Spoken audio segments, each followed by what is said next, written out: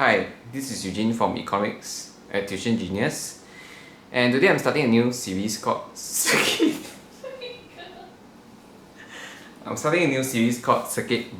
Breaker Economics, and circuit breaker measures have affected our life, I think, quite significantly. Like, for example, I'm now recording this video in the middle of the night with super simple songs playing in the background because my kids are asleep and they need some background music to keep them asleep. Right, I'm trying to deliver economics in the best way I can, and I thought that starting this new series to help deliver some content to you via Instagram and YouTube will help you learn some economics even during this difficult period. Now, today I want to spend some time dissecting this thing on the topic of mask, and I want to use this theory that we have learned in A-level economics called rational decision making framework. Now, let's first start with what exactly we're talking about today, which is the government's change in position in terms of whether we should wear masks or not. Now, just about 2 months plus ago, the government's take on masks was that they were saying that, hey, you should only wear masks if you are sick, because the rationale for wearing masks when you're sick is because when you wear a mask, right, you prevent your droplets from coming out and infecting others. Right, so you are reducing exposure. And today, the government's stance on masks have changed quite drastically. Now they are no longer discouraging people from wearing masks. In fact, if you have been reading the news, NUS FairPrice now encourages people to wear masks if you're going to shop for groceries. Now, why is there this change in position? Okay, we can actually try to use this rational decision making framework to try to understand why the government has changed their position.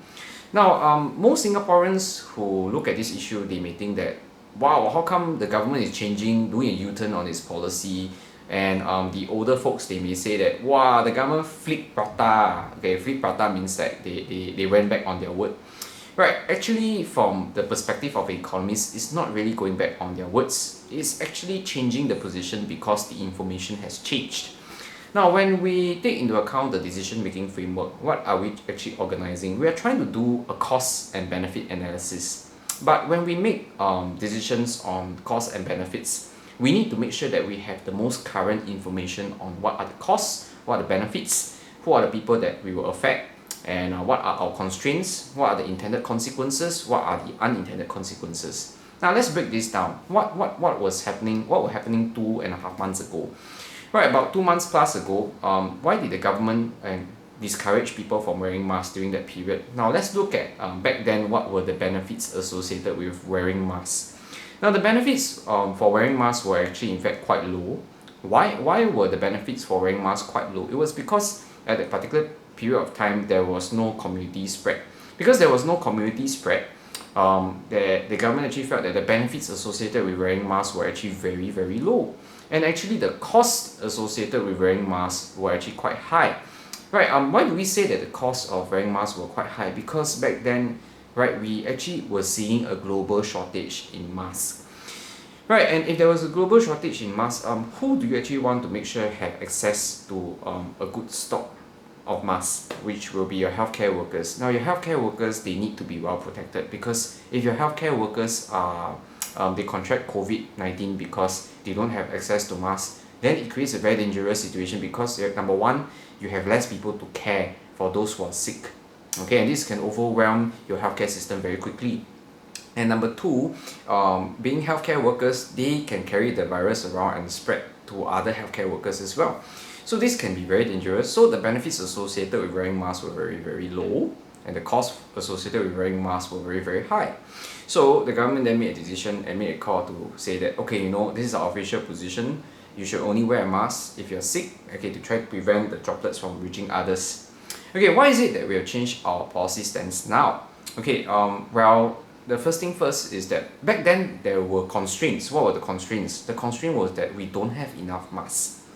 Alright, there was a global shortage of masks. Right, our mask production have of course gone up in recent months, because many factories around the world, they have switched their production from producing hardware, producing all kinds of things, to producing masks. Okay, right, and today the benefits associated with wearing masks have gone up. It has gone up very significantly because we have so many cases of local unlinked cases, and there is certainly some evidence to show that there is some form of community spread out there.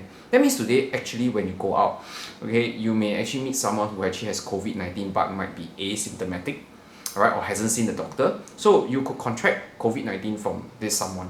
And so there are obvious, clear benefits associated with wearing some masks.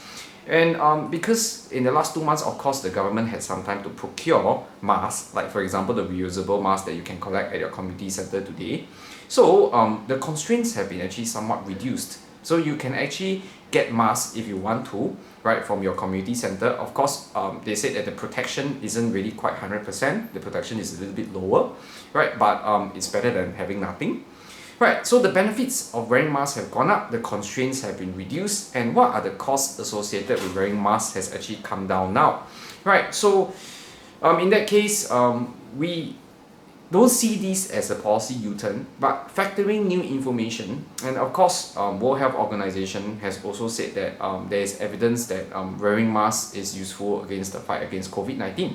Okay, so with this change in information, of course, when information changes, your benefit cost equation changes. When your cost benefit equation changes, then of course you have to factor in this new information and make this new decision accordingly.